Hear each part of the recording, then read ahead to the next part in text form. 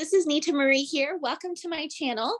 I'm so excited to be interviewing Ella Barnett, and she's a very kinky fetish model. So excited for you guys to hear from her. So make sure you like and subscribe, and I'll be right back.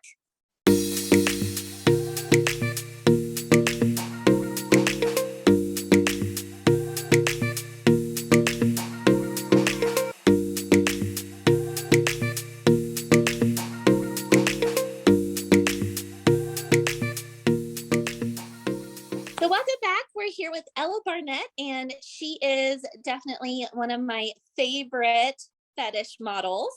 And she is so fun. She actually lives here in Colorado with me. So I love like all my Colorado girls.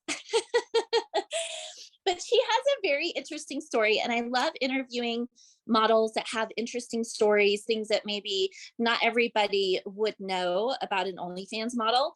And so, Ella, how did you get started on OnlyFans? Let's start with that. I got started about 2 years ago during COVID. That first week, I had been a nanny. And when COVID happened, I lost some of that income because the parents were staying home with their kids. And so I, kind of in a panic, decided to start an OnlyFans. And then within like 2 months was making more on that and decided to do it full time rather than nannying. So I just loved the flexibility that it gave me with my kids. And it's obviously like a very fun job. So yeah, never looked back. Yay. And had you ever done anything like this before? I had. So when I was 18, I started escorting and stripping and did that for about 3 years. But obviously, that was over a decade ago.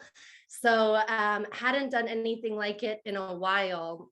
And I found both escorting and stripping to be like just super grueling, like physically exhausting and demanding, but then also just like emotionally very draining. Um, so I had been hesitant to like get back into sex work of any sorts. However, OnlyFans has just been like a totally different experience, like when you're in the real world, whether it's stripping or escorting or whatever, you don't have the ability to just like block somebody if they're being icky. And so the online forum has been great. Yeah, definitely. I think a lot of people feel that way too, because it's definitely one of those safer opportunities for people that maybe had done it before. And so, what would you say has been one of the highlights of having an OnlyFans page and being an online model? What is one of the best things that has come from it? I mean, I think the best thing for me is the like freedom and flexibility that it allows me as a single mom. So I have 3 kids, and all of them have different needs. My twins have autism, so they do therapy 3 nights a week. My daughter is just has a little speech delay, so she has speech therapy. But I have them 100% of the time, and so trying to juggle their appointments, their school, Yeah, their soccer, everything. Is hard. And so having the ability to make my own schedule, work when I'm able to and still be able to pay the bills is just such a blessing. definitely. Definitely. I found that way as a single mom until I got married. It was like perfect for me because you could do it at any time too. So you could be at night, like at midnight, and be able to work while your kids are sleeping. Like there's really no job like that that's as flexible where you can make as much money as, what we have with our OnlyFans. So what kind of content do you have on your page? I have just about everything. I mean, I have solo videos. I have lots of lesbian videos, boy girl videos, orgies. And then I have more of like kind of the fetish stuff that's by request. Whether it's like feet, CNC, JOI, whatever, any of that. And then I also, make custom videos for fans. So So do yeah, you big have thing. Yeah. That sounds fun. So do you have a particular kind of content that you particularly like or focus on? I prefer the boy girl scenes or like boy girl threesomes. Those to me, I guess I'm just selfish and I just like having all the dick to myself. Um, it is fun to share, whether it's an orgy or girl boy threesome, but I definitely love the scenes where it's me and lots of men. Yeah. Oh, because not everybody's willing to do that kind of content. So, hey, now we know who to subscribe to if you like gangbangs, Right. right? That's my jam. Yeah. So, have you fallout from friends or family because of what you do? Um, not as much as I had expected. My family, when I told them, obviously, like they weren't thrilled, but they were accepting. And as far as friends, like, all of my friends at this point know and have been supportive. I would say my kid's dad was not very supportive. Yeah. Um, but he was really kind of the only one that I had a big issue with. I do, have concerns about like if parents at my kid's school found out or things like that. But I just have to hope that like people have known me long enough that like they'll know I'm a good person and like what I do for a living doesn't change the fact that like I'm a good person, I'm a good mom. Like, Yeah. yeah, we all have sex and do kinky things, and like I have just decided to monetize that, and I hope that people would be understanding.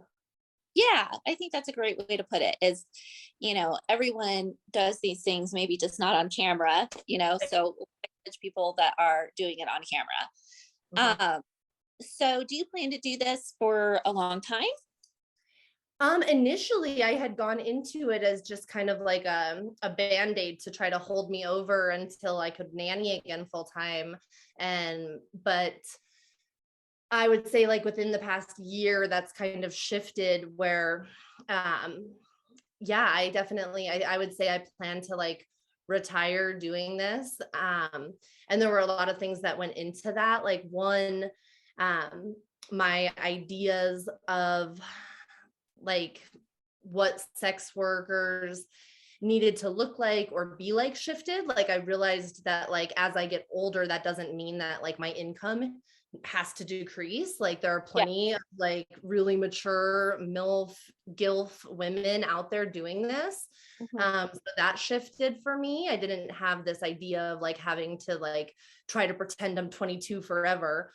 Right. Um, and then also just the fact that like I am able to make good money like this, and I'm lucky that this form of sex work is legal and I can pay my taxes and I can invest and do all of these things with the income, making it more sustainable.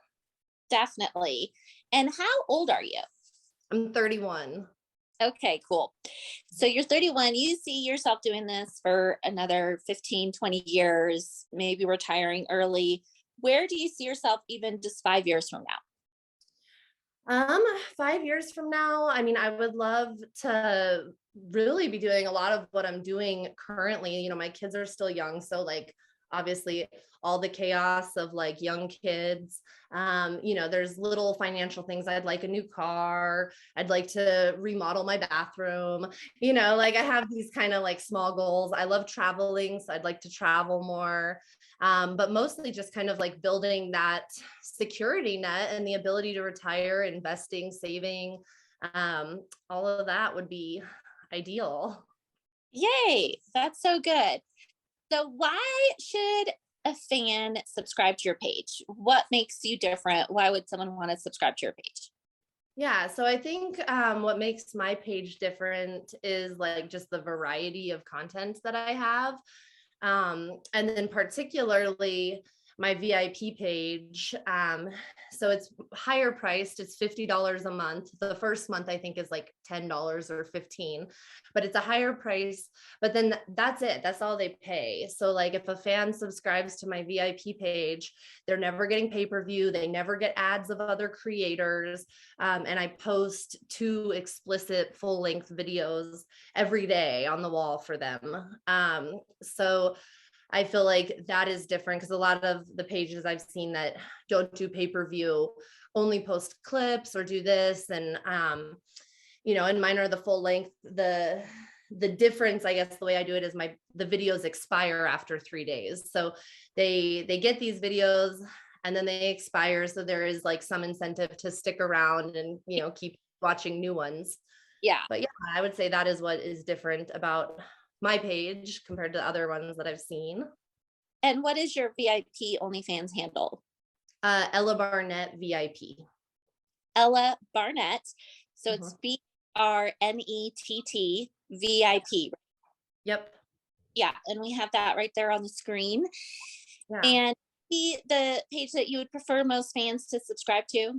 Yeah, when I buy like an ad or do a shout out with another person, I do it for my like standard page, which is just at Ella Barnett. And then most fans, upon subscribing to that, will move over to the VIP page. But I prefer the VIP page. It's always been the one that I enjoy more because there's no like salesy push. I don't have to like, try to sell these guys anything. Like it's just all about building relationships. Whereas my other page, it's like, hey, I want to get to know you, but also buy this, buy that, Yeah. and that I think makes it more stressful for me and like feel less genuine. Yeah. So definitely fans, if you want to subscribe, to go to Ella Barnett VIP. And it's been so great to have you on today, Ella. Thank you so much for taking your time to share a little bit about you. Thank you. It's been very fun chatting with you. Yeah. So I love your content. I can't wait to have more fans subscribe, and we'll talk to you soon. All right. Bye.